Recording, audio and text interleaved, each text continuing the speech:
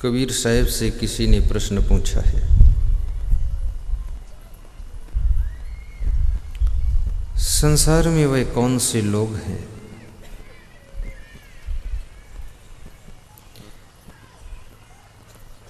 जिनका जीवन सार्थक और सफल माना जाता है। मनुष्य के भीतर वह कौन सी चीज है जिससे कि मनुष्य अपने जीवन में सुखी भी रहता है और सफल भी होता है।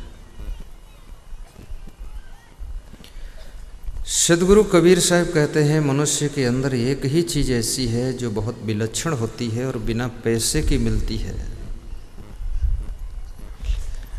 उस चीज को चुराया भी नहीं जा सकता है, छीना भी नहीं जा सकता है, उधार भी नहीं पाया जा सकता है, जबरदस्ती भी नहीं पाया जा सकता है, और वह चीज फ्री ऑफ कास्ट मिलती है। और जिसको मिल जाती है उसकी जिंदगी धन्य हो जाती है, और जिसको नहीं मिलती है उसकी जिंदगी परेशानी में बीत जाती है।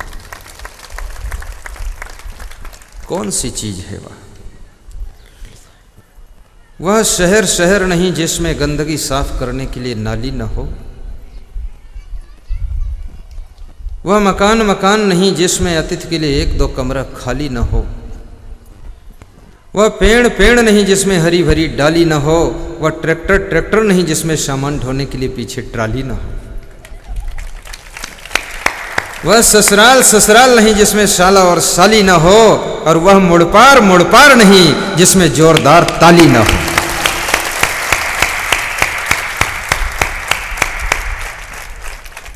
थोड़ा आज लास्ट दिन है, आज संभल कर बैठिए।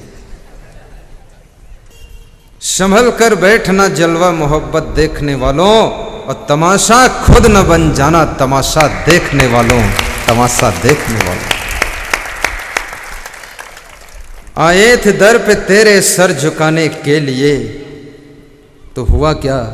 अब सर उठता नहीं है वापस जाने के लिए, वापस जाने के लिए। तूने दर्द दिया है तो दवा भी तू ही दे। तूने दर्द दिया है तो दवा भी तू ही दे, नहीं तो कहानी बन जाएगी जमाने के लिए, जमाने के लिए। वह कौन सी चीज है?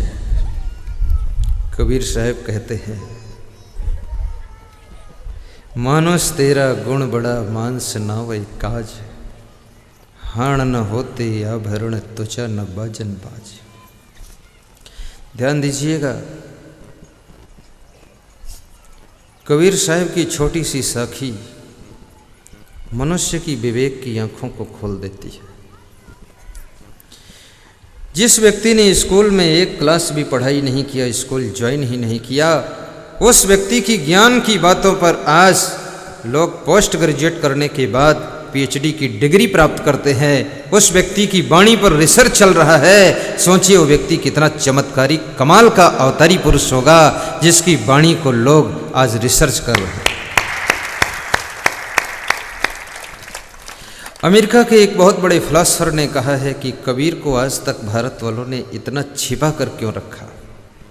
कबीर एक ऐसा व्यक्तित्व है जिसको पूरे विश्व की आवश्यकता है, जिसका ना कोई पंथ है ना कोई मजहब है, जो केवल मानव मात्र के लिए जिंदगी जिया था।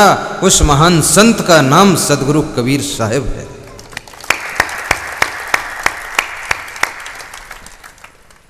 तो साहब कहते हैं कि मानुष तेरा गुण बड़ा है, मानो तेरे गुणों की महिमा है। कृपया मोबाइल सभी लोग बंद कर लेंगे।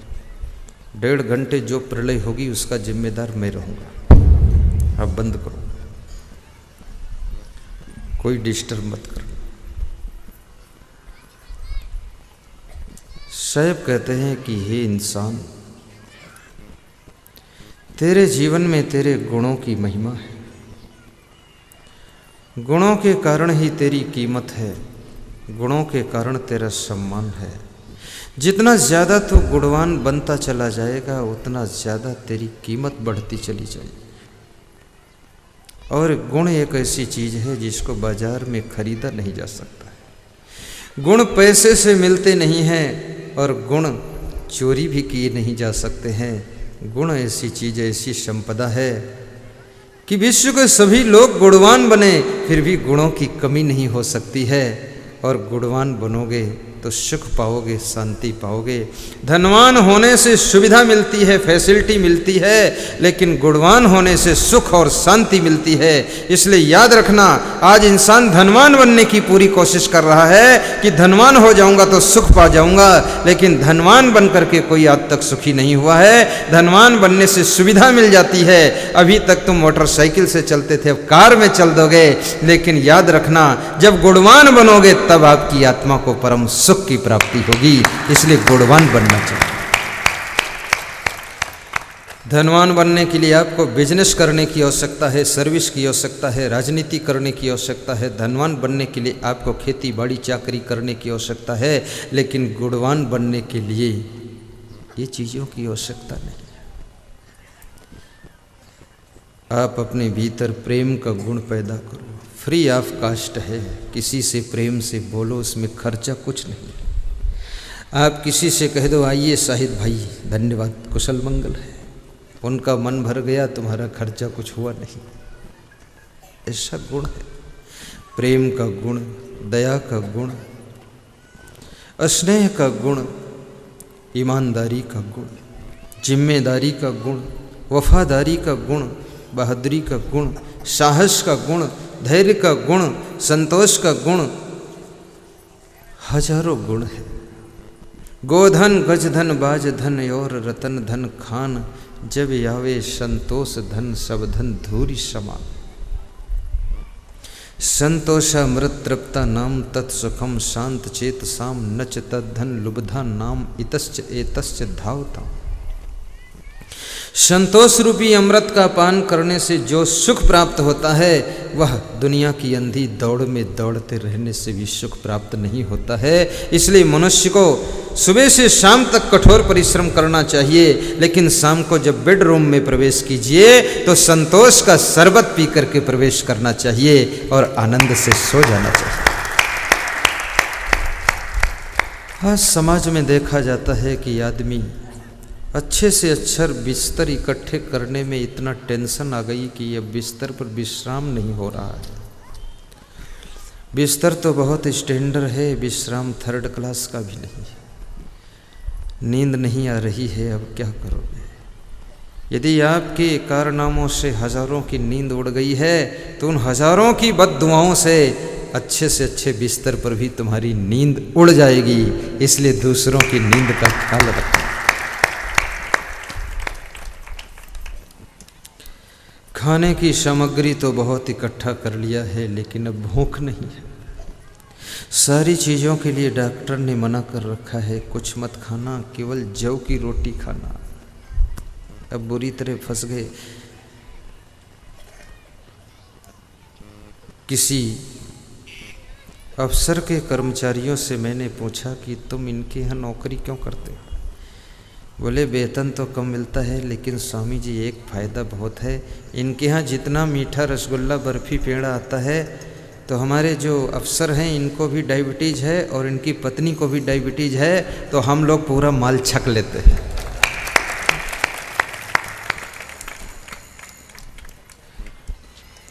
प्रसन्न रहने का अभ्यास कीजिए। हर अवस्था की अलग अलग व्यवस्था को समझिए। बाल्य अवस्था विद्या अध्ययन की अवस्था है। इस अवस्था को खेल कूद मनोरंजन में मत गंवाइए। अगर बचपन बिगड़ गया तो जवानी संभलना बहुत कठिन हो जाएगा, और जवानी बिगड़ गई तो बुढ़ापा डिस्टर्ब हो जाएगा, और बुढ़ापे में अगर गलती हो गई तो मरण भी आपका डिस्टर्ब हो जाएगा। इसलिए हर अवस्था को संभालिए। दिवसे नयो तत्कुर्यात येन रात्रौ सुखम वसेत, अष्टमासेन तत्कुर्यात येन वर्षा सुखम वसेत, पूर्वे वयस तत्कुर्यात येन वृद्धा सुखम वसेत, यावत जीवेन तत्कुर्यात येन प्रेत्य सुखम वसेत। नीति शास्त्र में विदुर जी ने कहा है, महाराजा धीराज धृतराष्ट्र विदुर जी से पूछ रहे हैं कि हे विदुर जी, मनुष्य को कैसे रहना चाहिए और क्या करना चाहिए? धृतराष्ट्र पूछ रहे हैं। महलों में रहने वाले धृतराष्ट्र को न तो नींद आती है न चैन है। झोपड़ी में रहने वाले विदुर जी को बुलाते हैं और पूछ रहे हैं कि विदुर जी कुछ ऐसा उपाय बताओ जिससे कि जीवन में सुख आए। महलों में अगर सुख होता तो राजा भर्तृहरि राजमहल छोड़ करके संत न बनते। महलों में अगर सुख होता तो महात्मा बुद्ध सब त्याग पत्र दे करके यशोधरा को छोड़कर संत न बनते। और भाइयों बहनों याद रखना, गोपी चंद जो राजा भर्तृहरि के भांजे थे, अगर राजकाज में सुख होता तो वो भी साधु न बनते। इसलिए याद रखना, महलों में सुख नहीं है लेकिन महलों की जरूरत है। तुम अच्छे से अच्छे कपड़े पहन लो और सोचो कि इसमें सुख मिल जाएगा, कपड़ों में भी सुख नहीं है। कपड़े तो मर्यादा को ढकने के लिए पहने जाते हैं और ढंग से इसलिए पहने जाते हैं ताकि काम करने में बाधा न पड़े, इसलिए कपड़े पहने जाते हैं। बाकी अगर कोई कपड़ों में सुख ढूंढ रहा है तो ये उसकी भूल है, कपड़ों में सुख नहीं है। दिन भर में 7 बार कपड़ा बदलो फिर भी सुख नहीं मिलेगा। और जिंदगी में एक बार अगर आपने लफड़ा बदल दिया तो जिंदगी भर सुख रहेगा।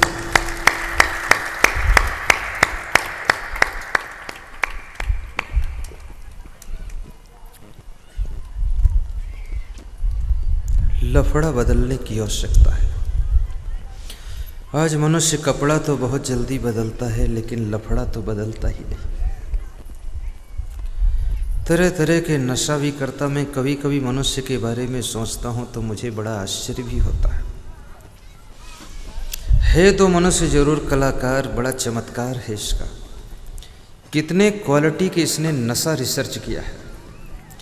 थोड़ा कम नशे में रहना है इसको अगर, तो इसने छोटी सी बीड़ी की खोज किया है।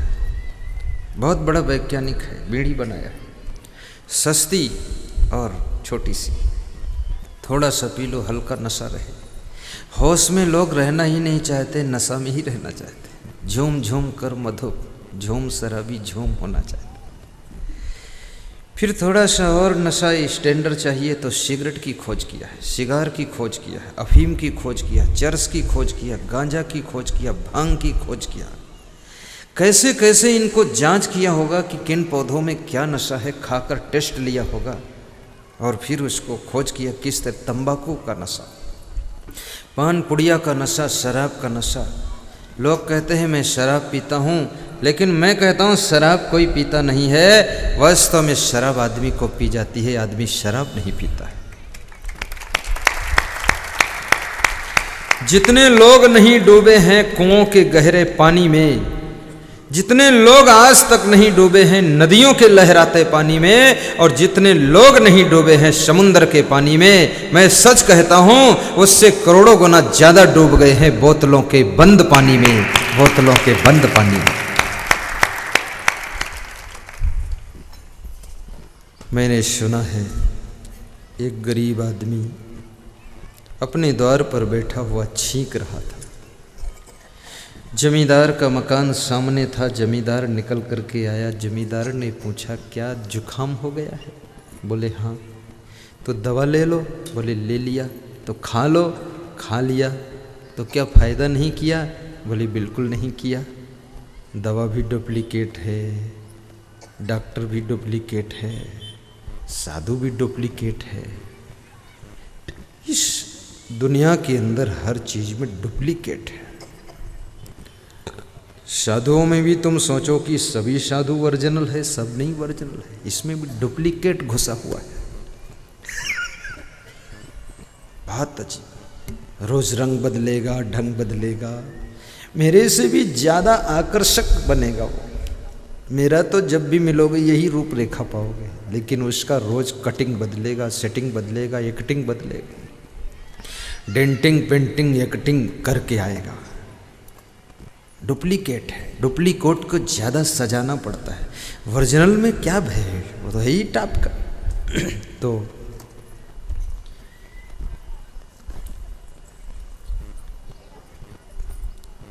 जमींदार ने कहा मैं एक ऐसी दवा बताऊं जिससे तुम्हारा जुखाम जड़ से चला जाए।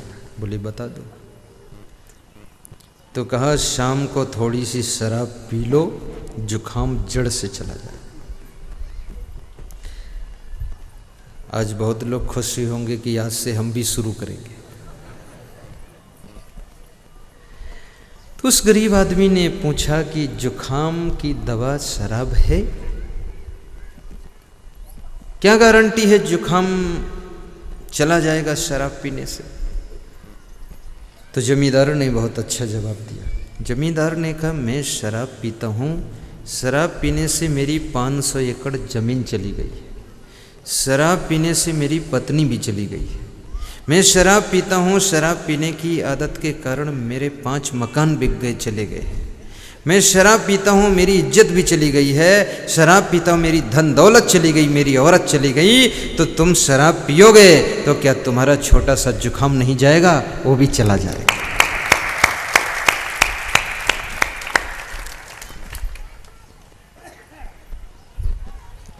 ऐसी भूल मत करना, शराब पीने से जुखाम तो नहीं जाएगा, लेकिन धन दौलत जमीन जगह संपत्ति सब चली जाएगी।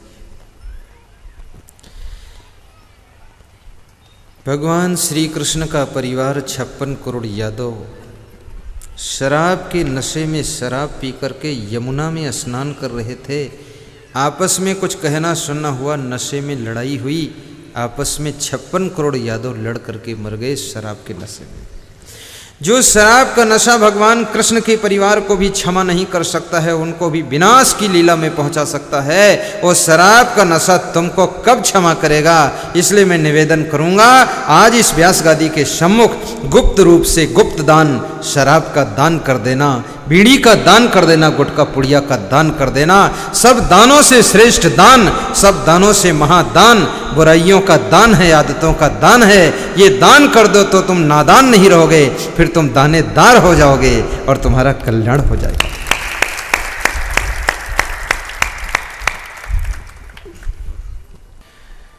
स्वयं की गलतियां अभिमान के कारण दिखाई नहीं देती। किसी गुरु ने किसी गांव के एक व्यक्ति को शिष्य बनाया।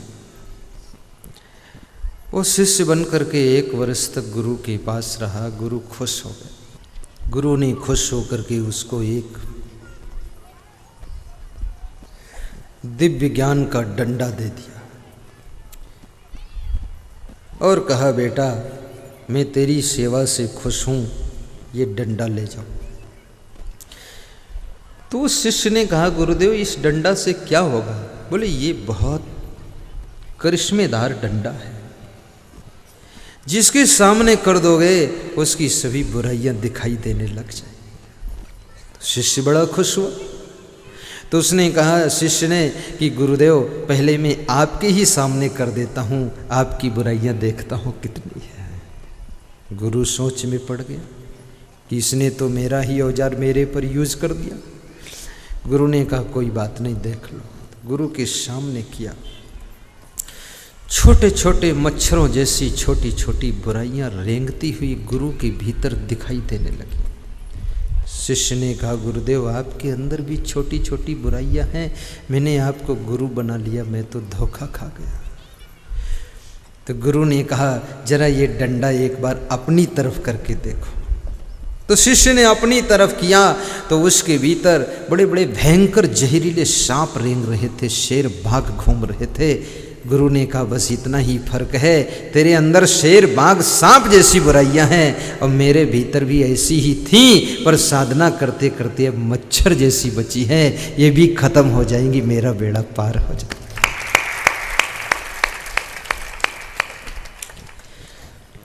दूसरों के गुणों का दर्शन करोगे तो उनसे प्रेम बढ़ेगा। हर सासू का धर्म है कि अपनी बहू के गुणों को देखे।